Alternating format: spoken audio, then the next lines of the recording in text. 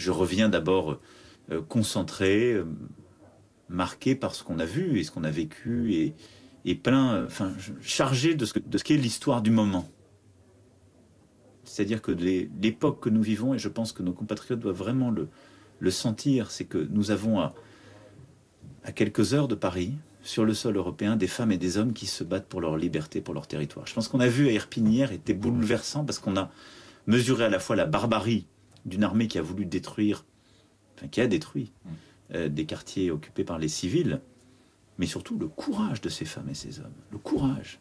Ils ont bloqué l'armée avec si peu de moyens, avec une telle disproportion de force. Ça efface les critiques qui vous sont faites sur le moment du voyage ?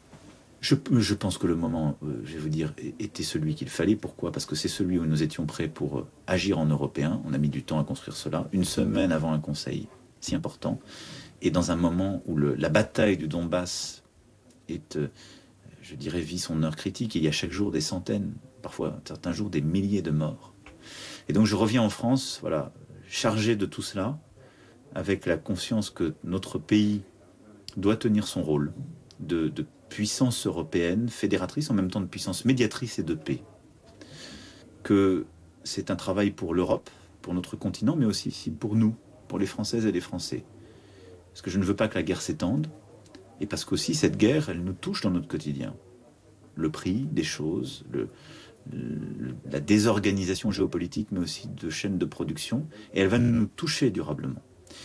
Et donc face à ça, je pense qu'il faut une France forte, c'est-à-dire une France qui puisse prendre des décisions claires en Europe. C'est-à-dire, je pense qu'on a besoin d'une France vraiment européenne, qui puisse parler d'une voix claire et nette, qui ait la confiance de l'Allemagne, de l'Italie, de la Roumanie, mais de tous ses partenaires. Une France qui puisse faire avancer l'Europe comme on l'a fait ces dernières années pour être plus fort en matière de défense, de politique étrangère, mais aussi d'énergie, d'industrie. Et nous sommes un pays qui est fort.